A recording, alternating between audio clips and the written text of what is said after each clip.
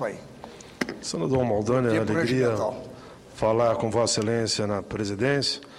Vossa Excelência, que no meu entendimento, trabalha e atua nesse Congresso na mesma linha do que falou aqui o senador Jorge Viana. Vossa Excelência é um homem que tem preocupação com o PIB, mas tem preocupação com o social. Eu quero dizer que eu me somo a Vossa Excelência, o nobre senador Jorge Viana, pelo pronunciamento aqui feito. Porque tem uns que só olham o PIB, mas não olham o social. Nós temos que olhar também qual é a nossa responsabilidade com o social. Meu amigo Ricardo Nerbas, grande líder dos técnicos de todo o país, vice-presidente da sua entidade a nível internacional, uma alegria vê-lo aqui. Vossa Excelência, que é um dos coordenadores de um belo programa que eu sou presidente de honra, indicado pelo movimento sindical, chamado Cantando as Diferenças, que fala tanto daqueles que são discriminados, deficientes, índios, negros, brancos, pobres, mulheres, crianças, adolescentes, combate ao trabalho escravo, enfim, é uma alegria falar com Vossa Excelência presente aqui nesse momento. E, casualmente, vou falar exatamente das pessoas com deficiência. Vou falar de um belo evento, porque a gente fala muito do que a gente faz no Senado. Eu quero falar de um belo evento que a Câmara dos Deputados fez acontecer nesta semana para debater a questão da pessoa com deficiência e a questão intelectual. Senhor presidente, na Câmara dos Deputados aconteceu esse evento que debateu a capacidade legal das pessoas com deficiência e o lado intelectual, principalmente das pessoas com síndrome de Down, com autismo e com paralisia cerebral grave, que tem dificuldades de comunicar e expressar a sua vontade e que muitas vezes são de forma total ou compulsória, interditada e discriminada. Participaram do evento a minha querida amiga e deputada Rosinha da ADEFAL, o secretário nacional de proteção dos direitos da pessoa com deficiência, meu amigo Antônio José, a procuradora da República, Eugênia Augusta Gonzaga, que tem a satisfação de dizer também conhecida e amiga de todos nós, Estela Reicher, advogada e pesquisadora do tema, e o ativista e diretor jurídico da Associação Brasileira para a Ação por Direitos da Pessoa com Autismo, Francisco Alexandre Dourado Mapuranga. O debate foi convocado para instruir o PL 236, de autoria do meu grande amigo e deputado, Eduardo Barbosa, que foi quem presidiu no Congresso Nacional a primeira comissão de um projeto que eu apresentei, que foi o Estatuto do Idoso, que hoje é lei. O Eduardo Barbosa foi quem presidiu, e o Silas Brasileiro foi o relator. Eu aproveito o momento para cumprimentar ambos. Se eu posso dizer que o meu projeto do Estatuto do Idoso é lei, deve muito a Eduardo Barbosa e o relator Silas Brasileiro. Senhor presidente, mas o projeto em questão visa modificar a Lei 10.406, de 10 de janeiro de 2002, o Código Civil Brasileiro, para adequá-la ao artigo 12 da Convenção Internacional sobre os Direitos da Pessoa com Deficiência, que incorporado foi pela Constituição Brasileira. Os deputados fizeram um grande debate. Os debates giraram em torno da criação de mecanismos que considerem a capacidade de uma pessoa com deficiência intelectual tomar decisões, ainda que de forma apoiada, por exemplo, pelas novas tecnologias. O Instituto da Interdição Judicial é um instrumento de proteção, agora não deve ser usado como algo que inviabilize, que dificulte a cidadania e o respeito à pessoa humana.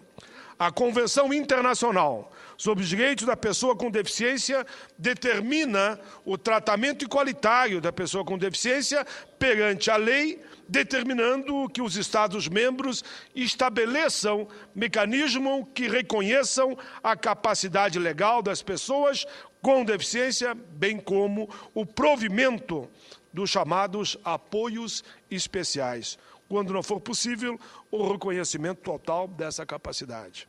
Prevê ainda que, quando uma interdição for necessária, deve acontecer de acordo com o grau de deficiência, obedecendo os critérios técnicos e mediante avaliação periódica. Em resumo, a vontade da pessoa com deficiência deverá ser sempre ouvida e respeitada.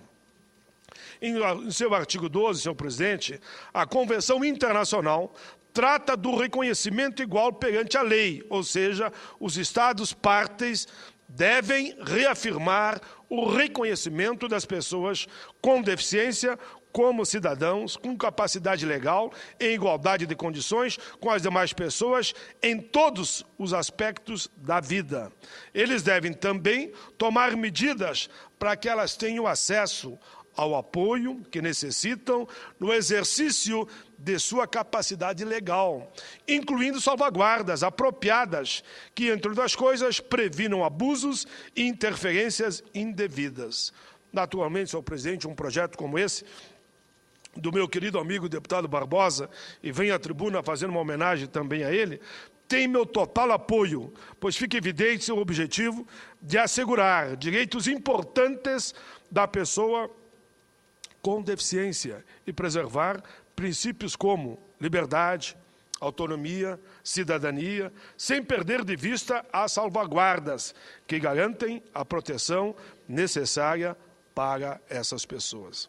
Senhor presidente Cacildo Maldaner, dentro dessa proposta de mudança de paradigma, aproveito para trazer novamente à tona o Estatuto da Pessoa com Deficiência. Meu amigo Santos Fagundes, que está lá no Estado, visitando cidade por cidade, recolhendo assinaturas, que é cego e é o coordenador político do meu gabinete no Estado, pode ter certeza que nós vamos aprovar o Estatuto da Pessoa com Deficiência. O Senado já aprovou, a Câmara há de se debruçar, beneficiando 30 milhões de pessoas.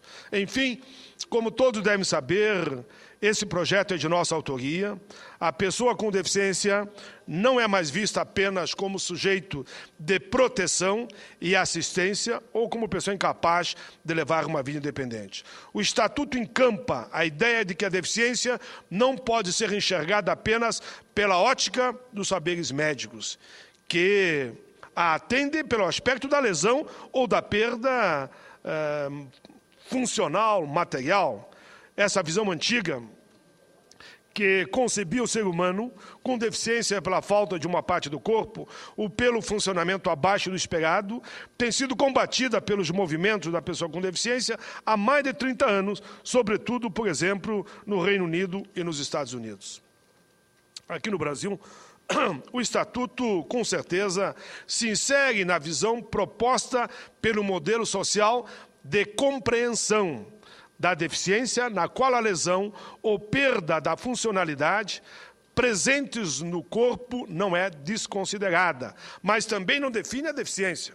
No modelo social, o conceito de deficiência engloba, além do corpo, as barreiras externas, como as arquitetônicas, por exemplo, que são fáceis de notar e de resolver.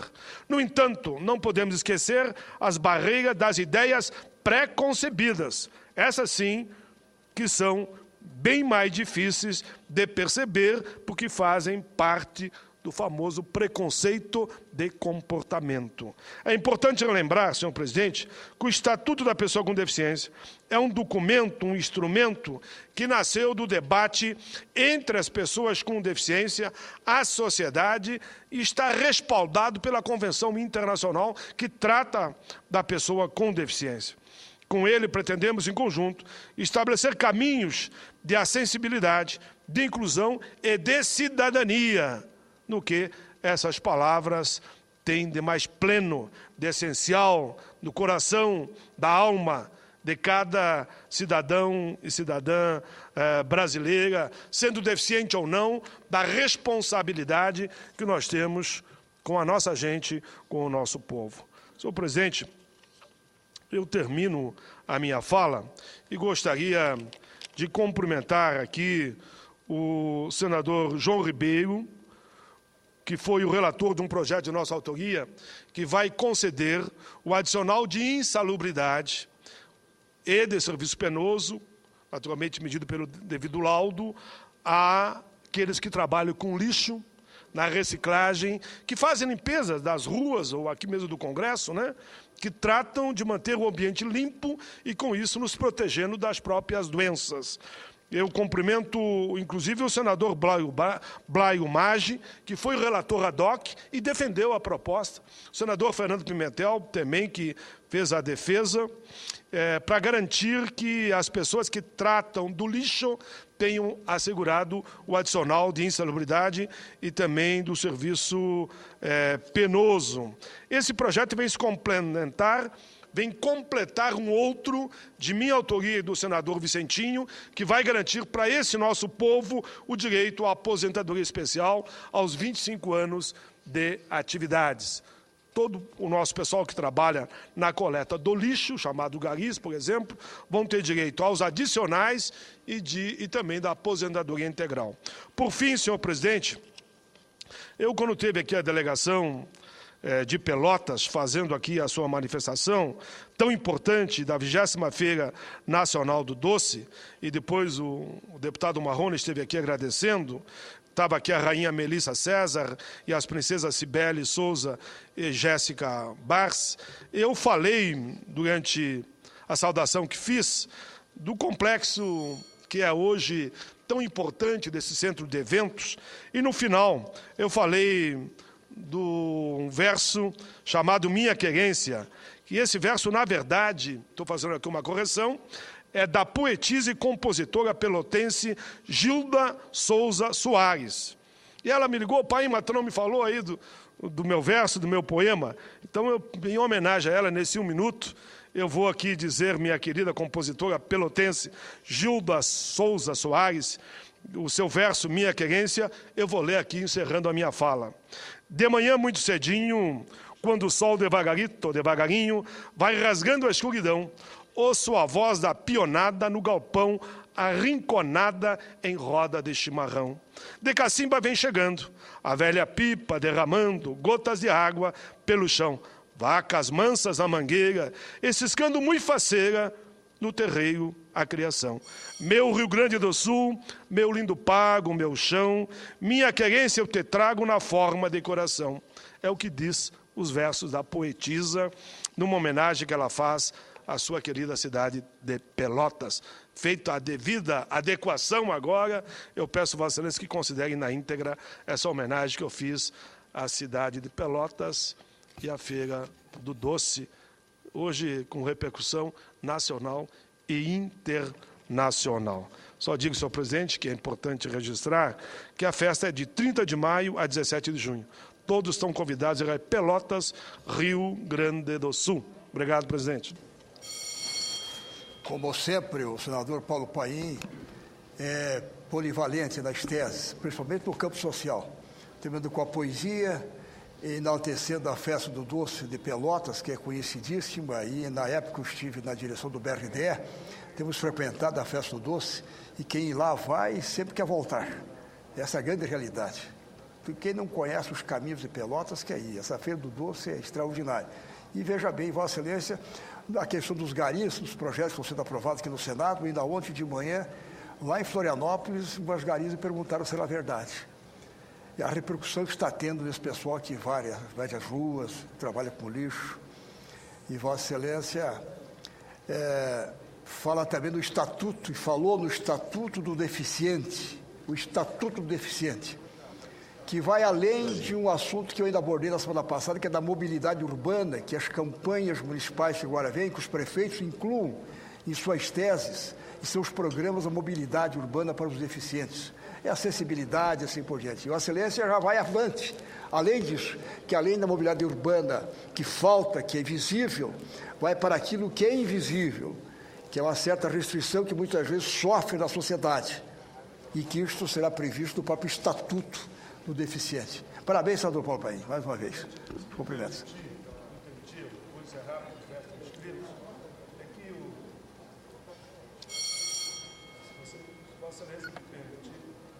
A Câmara está para aprovar a PEC do trabalho escravo. É uma vergonha, nós temos que mostrar na tribuna do Senado que ainda nós temos que brigar para acabar com o trabalho escravo no Brasil. me alcançaram aqui, eu faço um apelo à Câmara de Deputados. Esse projeto é de 2001, o Senado aprovou o fim do trabalho escravo, e essa PEC está na Câmara. Nós temos uma expectativa muito grande que ela seja aprovada amanhã. 13 de maio está chegando aí, e nós temos que ainda no Brasil de defender o fim do trabalho escravo. Como é que alguém pode ser favorável ao trabalho escravo? Quem adota essa prática do trabalho escravo na sua fazenda ou na sua empresa tem mais que perder mesmo o seu patrimônio. Porque a PEC do trabalho escravo é isso. Ela diz que quem manter pessoas no trabalho escravo, dentro da sua propriedade, ela vai perder a propriedade. Isso é apenas um alerta para que ninguém adote essa prática hedionda que o mundo todo condena, não ao trabalho escravo, pela aprovação da PEC.